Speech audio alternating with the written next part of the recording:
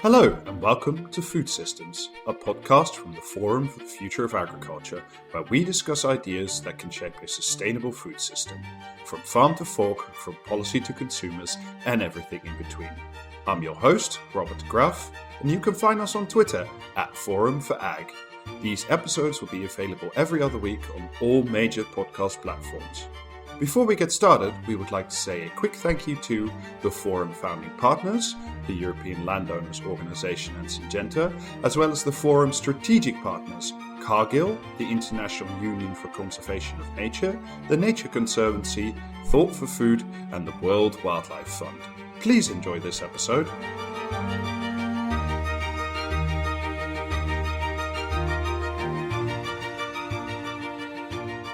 Hello and welcome back to Food Systems. Today we're talking to Chris Harbourt. He's the Global Head of Carbon at Indigo Agriculture.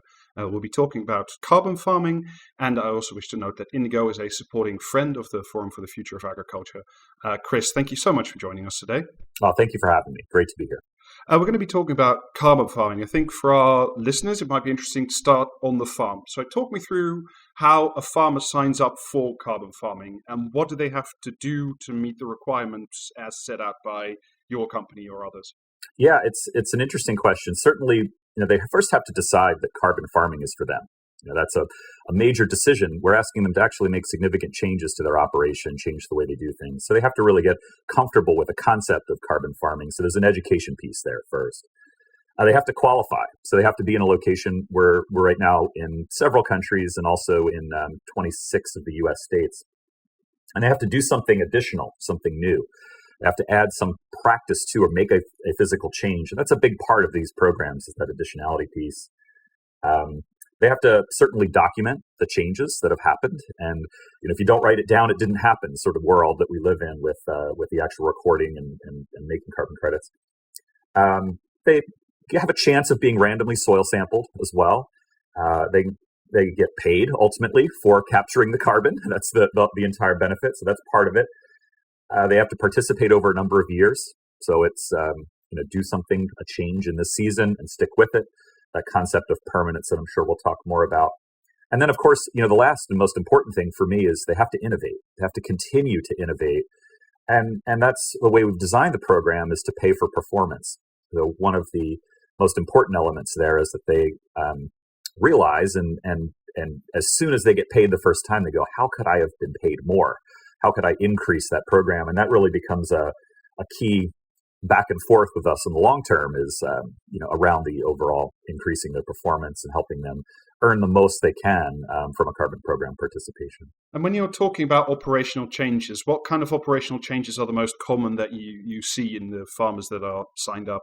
Yeah, so, the most impactful changes in terms of sequestering carbon are cover cropping, where we're going in and increasing the days of greenness. Typical row crops are green on the field for somewhere between 110 and 120 days a year.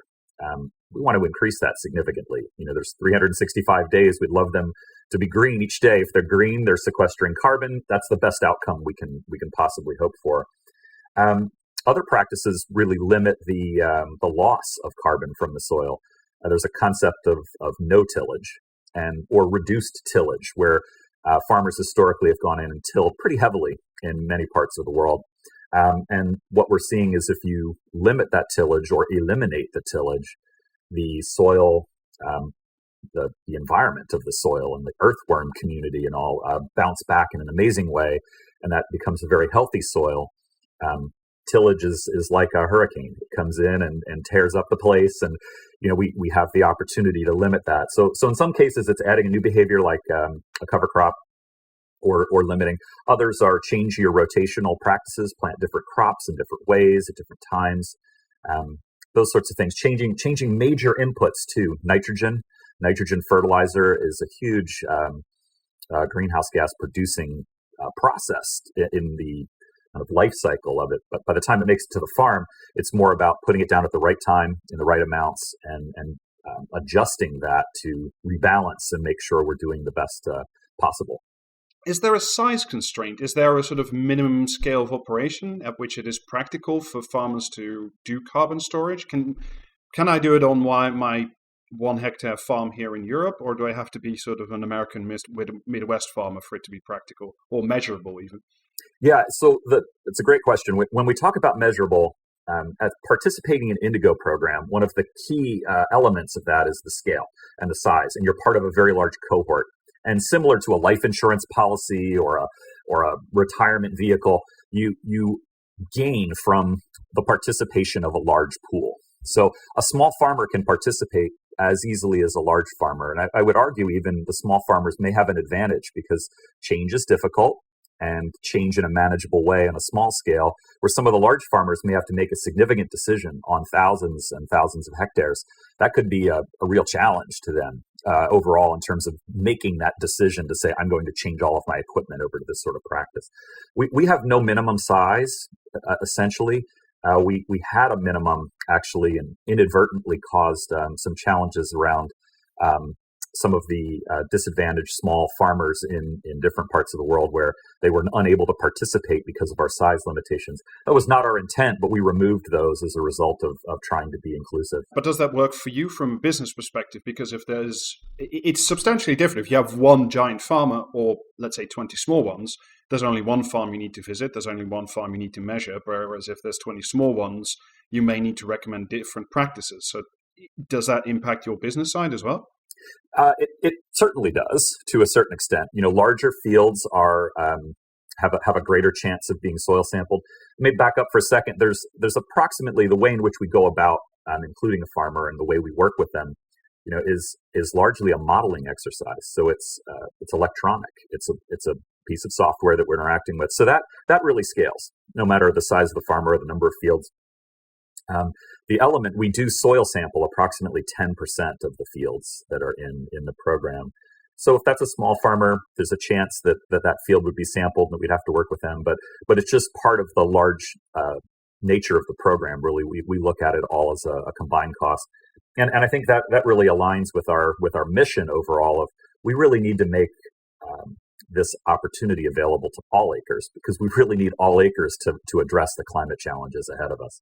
Certainly. I want to get back to the sampling in a moment, but first you said sometimes it's necessary for farmers to change equipment or do some investment to really get the seeds even for something like cover crops. Is the current price for carbon credits high enough for your average farmer to do these investments, or is it at what price point do you need to be for an investment to pay off? Yeah, it's a great question. And when we think about is the price high enough? I mean, in some cases, it certainly is. I mean, we have a massive program that we started first in the United States, and it's working quite well. And we have a number of over 200 farmers that we just recently issued first payments to. So there certainly is it's working for some, at the price of today. I think there's and a little bit of confusion out there where carbon credits have been thought of as a commodity, a little bit. And the challenge with that is really as we increase the number of carbon credits that we're looking to get, we move further into that adoption curve of middle adopters or those who are resistant to these. And the credits actually, I think, ultimately, because there's no physical delivery of the credit, the carbon is stored in the soil or it's abated and it's never created. That is kind of a recipe for, an infrastructure light approach. So we really anticipate carbon credits to go up in price is the long and the short of it. So as prices go up for carbon credits, there's a bigger opportunity. But the farmers have to be ready to capitalize on that. If they really want to be excellent at carbon farming 3 years from now, when prices are significantly higher as we anticipate, they really need to get started. So some of this is a mix of, should I get started? When do I get started? Am I approaching this at the right way at the right time? And that's probably the best way to think of pricing. But certainly we are excited for increased pricing to unlock more supply. And there's just an overwhelming landslide of buyers looking to purchase the credits. So we know that's not the holdup. What kind of buyers are you typically looking at? Is it heavy industry, aviation? What kind of sectors are really pushing into this idea at the moment? Pushing into it first, it's really the voluntary market. It's a number of tech companies, those consumer packaged good companies that are facing directly with consumers. Those are the first groups. Heavy emitters certainly are very aware of this market and are looking for for that. These are offset credits. So what these are able to do is really offset emissions that businesses are otherwise unable to remove the carbon from. You mentioned aviation. It's a great example. You have no electric jets yet that I know of. So for the foreseeable future, we're going to burn jet fuel to fly around the world or deliver packages with aviation. There's no way to offset that carbon. If you're burning it, it's legitimately carbon entering the atmosphere.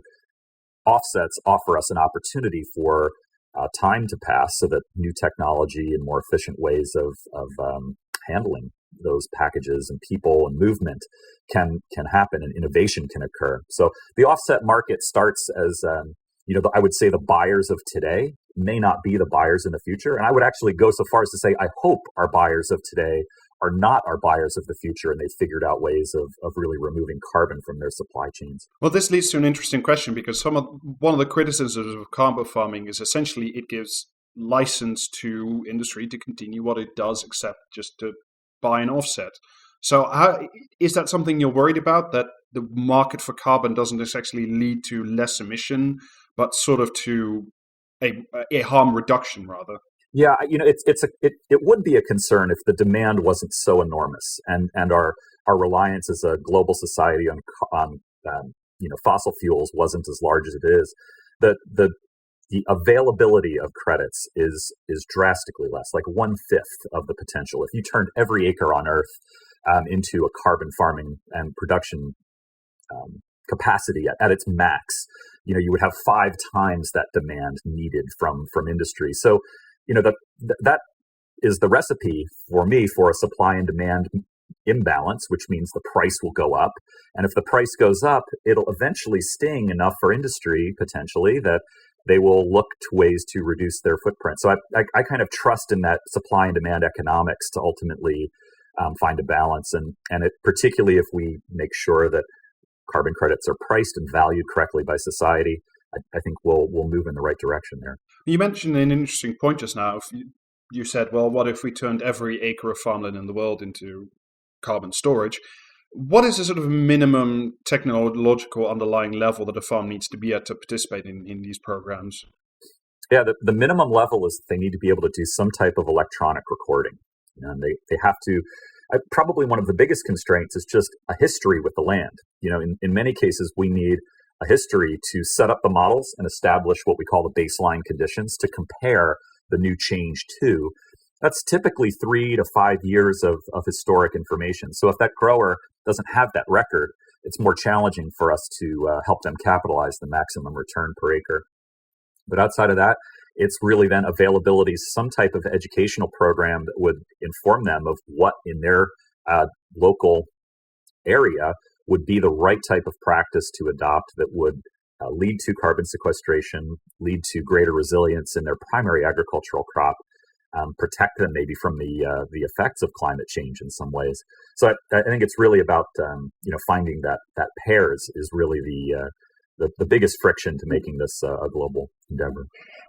Some of the practices you mentioned, cover crops, rotations, they may be sort of more innovative at the American side, but here where I'm speaking from in Europe, under the Common Agricultural Policies, these have been mandatory already if you wish to receive European subsidies. Does that mean that you could step into the European market and not ask for additional measures because farms here are already doing it? Or if you were to apply it in Europe, what would you ask European farms to do above and beyond these existing steps? Yeah, so the concept behind carbon credits, it's certainly an area where the buyers are looking for and driving the demands on the backside. So to your question, really it comes back to this concept of additionality. What's new? What is a buyer of carbon credits willing to pay a farmer to do? They're looking for something new, something that the farmer hasn't already been doing. There's opportunities in any of these practices, and there's opportunities in new technology as well. So for example, if a farmer's been working and doing a cover crop for many years, a switch to a multi-species cover crop, or a change in the timing where there may be interseeding at the end of the primary crop, and making sure they're establishing, or the concept of farming green where they're planting into standing covers, for example. Those efficiencies all qualify as additional in the construct of a carbon credit world. So there's many ways for growers, even in areas that have long adopted these practices, to do a little bit more. And that's a conversation I have with farmers. They often say, I'm doing everything I can, and really the translation of that is they're doing everything that they're comfortable doing, not necessarily everything. And it's a business, right? At the end, they have to be profitable. They have to maintain the business sense. So they can't just do things that don't make financial sense at some point. But it is certainly, there's an opportunity almost with every farmer. I've yet to find one, even those who've been, just absolutely religious about adopting these practices through time.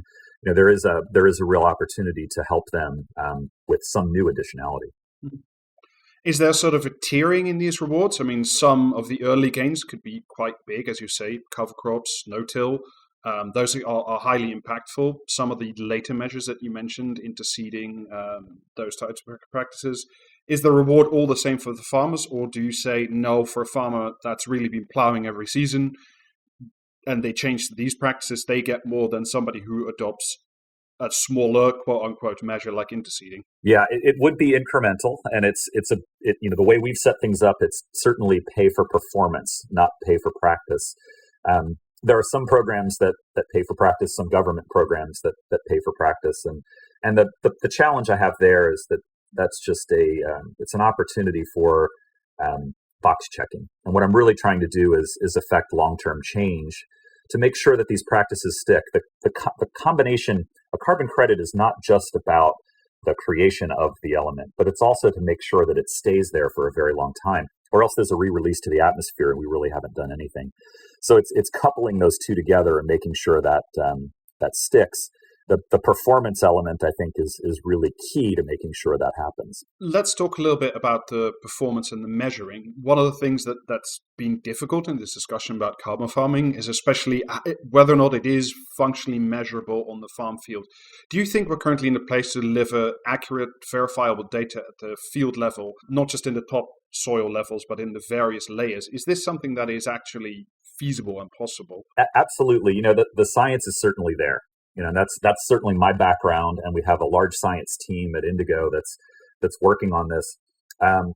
It hasn't been easy, but with most science, it rarely is easy, in terms of making these things. And soil is particularly challenging because you can't observe it. You can observe the surface, but without digging a core or going into the soil, you really don't know what's going on. And we can use analogs and connections. The way that we've really moved forward here in a way to scale the program is we've worked with a model called DayCent, and that's day and century put together. It's the century model on a daily time step. Great academic acronym. But, this is a model that's been worked in academia for over 30 years, has been cited, more than 30,000 times. There's a researcher out of Colorado State University in the United States, Keith Postian. He's a world-renowned scientist, soil science and soil microbiologist. And his group really, pioneered this world of modeling. We've kind of compared that and linked it to soil sampling records that we do extensive soil sampling collections. And we've created a hybrid between soil sampling and modeling that, with a reasonable uncertainty, can actually estimate carbon credits in a way. So that the technology's there. There's been a number of groups who've said, MRV, measurement, verification, reporting within carbon programs is a challenge. We've certainly demonstrated it's possible, and we're deep into the program. So I think we've met that hurdle. Is there an opportunity for improvement? Absolutely, as always with science. And I think as we more accurately capture in the modeling the actual work that the farmers have done, I see really advancements or improvements in our ability to pay farmers for the hard work that they've done. Well, I mean, speaking of DayCent, let's talk about centuries. On your website, it states that credits are defined as permanent if the atmospheric benefit of emission reductions are protected by the greenhouse gas crediting program for the equivalent of 100 years. Can we guarantee such a long period of carbon storage? Because if you compare a European farm field or an American one or an African one now against 100 years ago, the changes you would see would be mostly significant. Yeah, it's a great question, and it's more of a fundamental question of, can we make the work that we're doing today withstand the test of time? And beyond the concept of a carbon credit, can we actually drive change that sequesters additional atmospheric carbon dioxide or gas equivalents and pulls those back into the soil? Can we do that in a way, and can we educate farmers in a way that makes sure that behavior sticks over the long term? If we look back to historic examples, and you can go back 100 years, we're talking about horse-drawn teams for plowing and planting, and we think, well, tractors came in and tractors stuck, or different crops have really become cultural. I think that's the key is driving the behavior change, making sure that it sticks, that it becomes generational, and if it's tied to a benefit that comes in the form of a bottom line, right? That it's profitable. If we can show and demonstrate, which we have, that the practices we're recommending, not only do they add resilience, not only do they qualify you for a carbon program, but they also drive more favorable long-term economics, why would you go back from that? And that concept is really what gives me a lot of confidence that we can maintain permanence. Also, there's no end of new technology coming, that as we think 5 years out and beyond, it won't go back, it'll go forward and help farmers capture additional carbon from there. I wanted to go back to this question about the profit motive, because if there's a one-off payment and the time period is 100 years, if you smear it out, say you get a $15 upfront payment, you smear it out over 100 years, that's 15 cents a year for a farmer. Is that really worth it? Or how do you incentivize farmers to keep up this project for up to a century, essentially? Yeah, it's a great question. When we think about how these programs actually are implemented, a new practice, something new or additional that a farmer does, is actually eligible for 10 years of continued payments. So each year that they continue that up to 10 years, they are getting that particular payment. So if it's generating a credit per acre for a cover crop, they continue that particular cover crop for 10 years. They're going to get paid for those 10 years each year for that additional work. When we think about the opportunity out over 100 years, and we have a number of companies who are in a pipeline with us. You can imagine having a carbon program. There's just any number of new entrepreneurs who are reaching out with a new technology, a new thing a farmer could do. So I have a lot of confidence that in the course of 10 years, we will find additional things for the farmer to add to their practice already that'll help them sequester even more carbon that stacks in the near term, but also continues that eligibility out past 10 years, and they continue to earn on these programs. Well, the final questions I wanted to ask you was regarding catastrophic risk, which is really quite severe now with the march of climate change. This summer, the FT reported that a number of forests in Washington and Oregon that were being used by large corporations such as Boeing to offset the carbon burned down, thus destroying both the offset and releasing additional carbon. How can carbon markets ensure themselves against such catastrophic risk, especially since that seems to be on the increase with climate change itself? Yeah, that is an absolute tragedy, first and foremost. To think of the loss of forests at all, but then also, the hopes of them actually sequestering carbon as well. And I think the real tragedy there is we need everything possible. I talk about carbon programs, and I'm very involved in the agricultural carbon world. But I look at all carbon programs as necessary and important. And when we think about that and think a little broader, globally, forests, mangroves, agricultural credits, all of those are necessary. And it's very important that we think about portfolio diversification for groups. So, if it's important for a forest program or a company who's buying forest credits to perhaps consider agriculture or consider mangroves or consider direct air capture to really diversify the ways in which they're purchasing offsets for an unforeseen outcome. No one really forecasted that kind of dramatic, catastrophic event would have occurred. So I think just, like a retirement savings plan or a pension fund, if those who are buying credits think about them in a diversified portfolio approach, we're protected against that.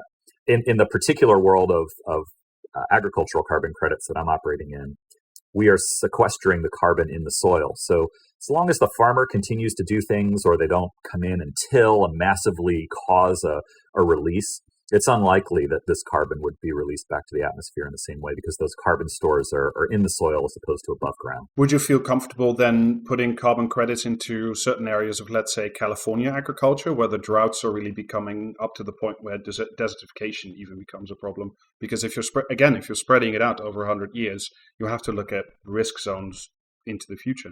Yeah, I mean, we can certainly model those areas, and there's a chance there is carbon sequestration in those areas. But as we think about what really drives carbon sequestration in soils, it's cooler winters and lots of rainfall.